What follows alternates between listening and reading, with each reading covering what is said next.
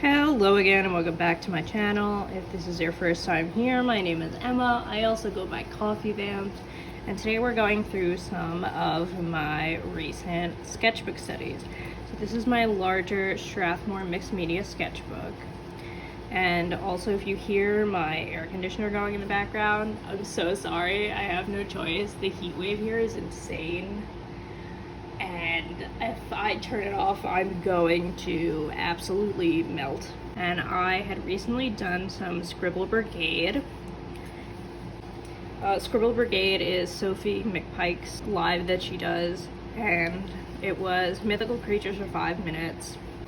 So I was doing that to loosen up and having a good time with it. And we got to some of the medieval creatures.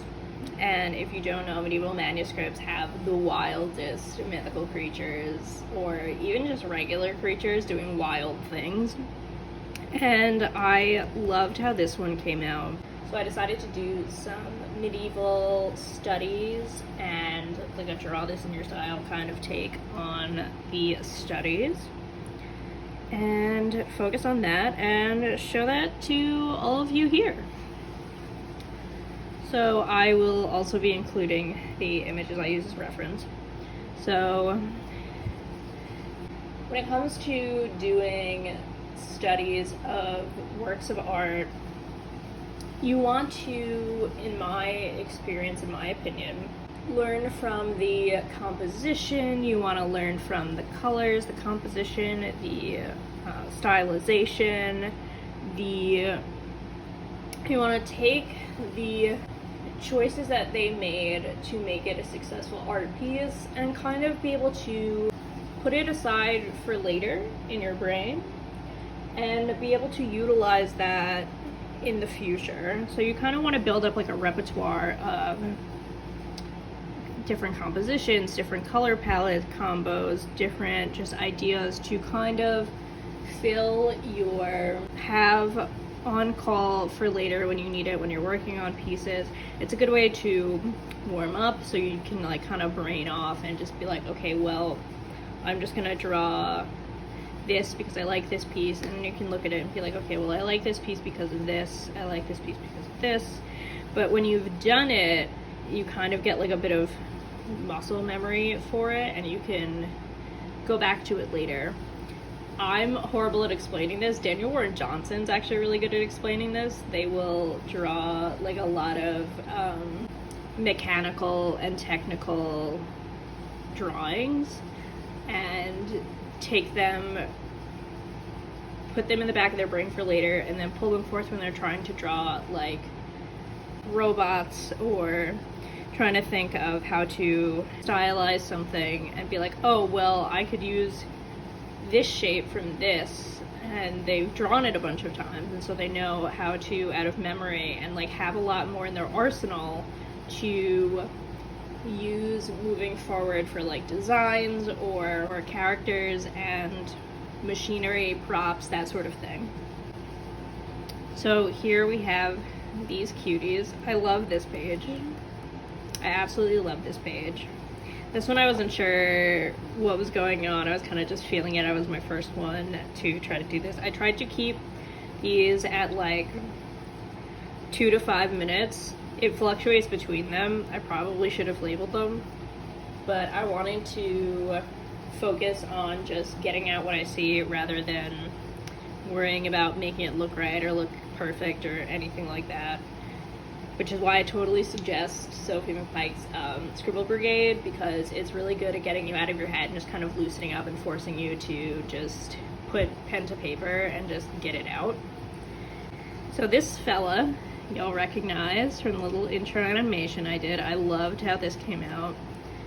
What's really nice is that you're learning different like framing. Like I love the medieval framing of the different nature elements to just kind of close in a composition, but there's still so much going on. Like you have like a rule of thirds going on here. You've got like one, this takes up 2/3 of the composition, it's the main thing. You've got the little 1/3 here, you've got the little framing device, What's important for sketchbook studies is working on gathering skills for your repertoire and loosening up and just kind of feeling things out and experimenting. And so what's nice about medieval manuscripts drawings is that they're really off. And so it makes it a little easier to draw and be like, okay, well, this looks really weird. And it's like, okay, but the source material looks really weird. So you kind of put less pressure and perfectionism on yourself.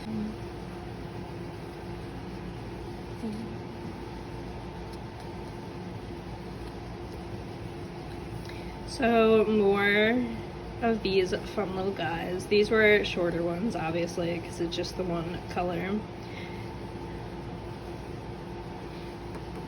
I did do some of these as little digital renders for fun, and I will include those as well. I'm thinking of doing like a fun little medieval sticker set maybe. Let me know if you'd be interested in that. So again, what's fun is you get these weird combo creatures like this snail old man, but you also get regular animals like bunnies and dogs doing like bizarre human things with weird facial expressions, which makes it really fun to force yourself to, like I said earlier, loosen up and just kind of be playful and have fun and put perfectionism and making like some sort of amazing masterpiece like aside.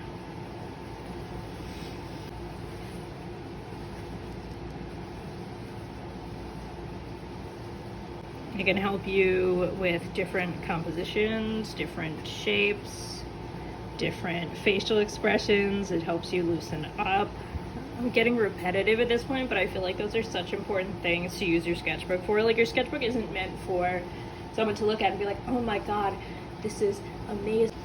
Like, everything you make doesn't have to be a masterpiece. Everything doesn't have to be perfect or worthy of like showing to a massive audience.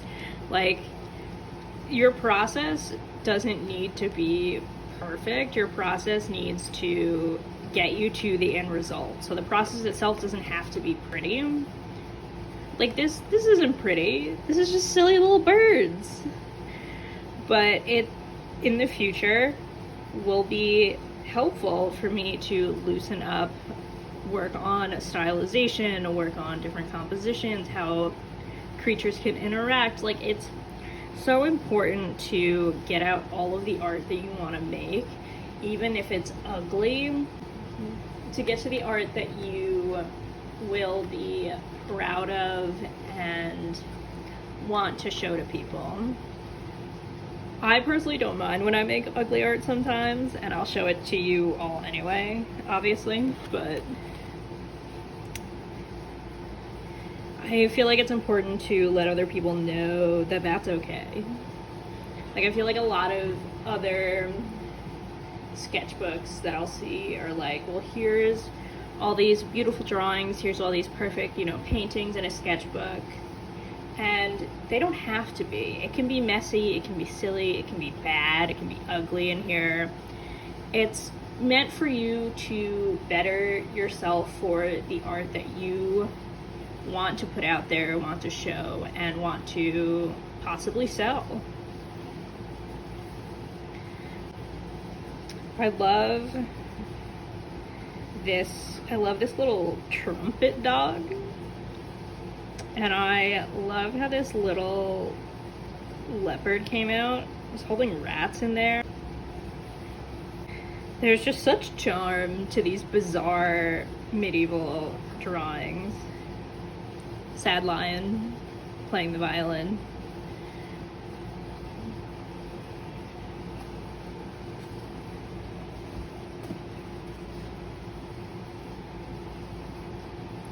I kind of really want to do something with, like, kind of redo this one and make it like a weird sticker. Like I said, I kind of want to do like a medieval creature sticker set, and I really love this weird like fox and goose chorus. I feel like there's something special to it.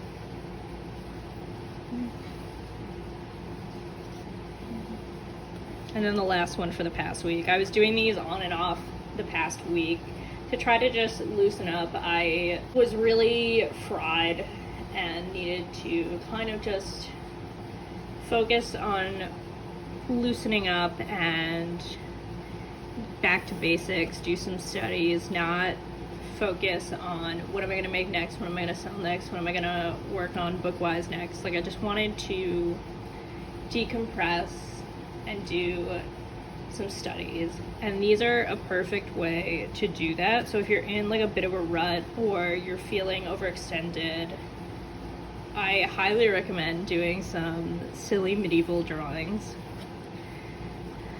This fun little cow. I think my favorites, this is my favorite spread, but I love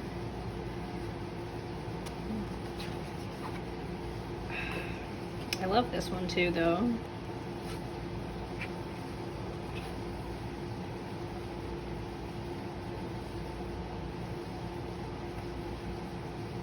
There's something about this dog in the horn, though, like his face is so appealing.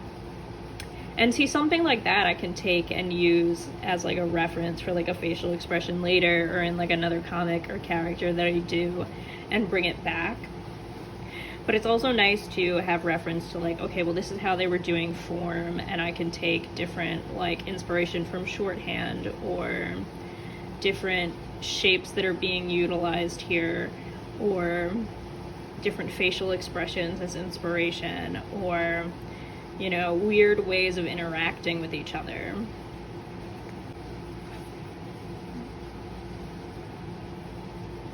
I kind of really like how this lion came out, actually. The fact that the violin bow is like this, though, is so wild to me. It's like an archery bow. It's such an odd choice, but I kind of like it. But like, see, even the shorthand for like the hair is such an interesting thing to take inspiration from and incorporate maybe later on into some of my drawings.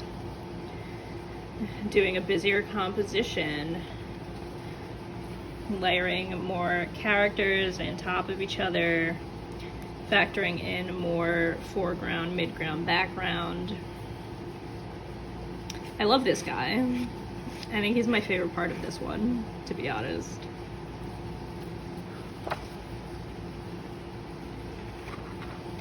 Cow. We have our cow, our bull. And let's flip to this so that I can show the digital ones that I did of a few of them. So that's the current state of this sketchbook. I think this is a short, sweet video again.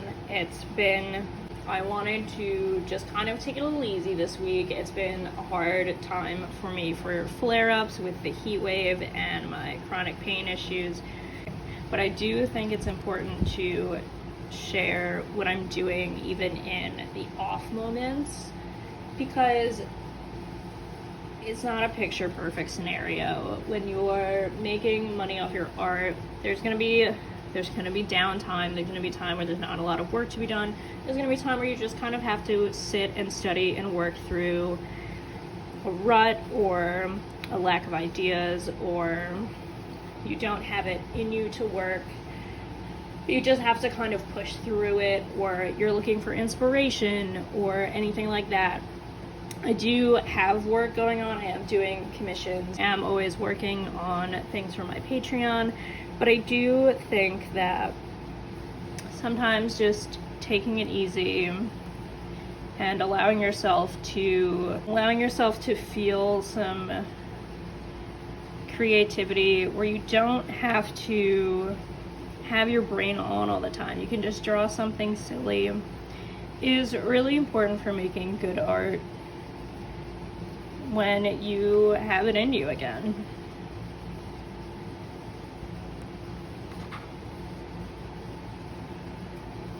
So I hope you enjoyed this little mini partial sketchbook tour and my little chat about medieval drawings, my little studies. If you made it to the end of this video, Thanks so much for watching. Please like, comment, subscribe. If you'd like to show your support, as always, my Patreon and shop are in the description. My Patreon rewards will be here. They're very cute Summerween themed rewards. We have the postcard and sticker sheet, and I'd love if you would hop on board for our little mail club. That's all for today.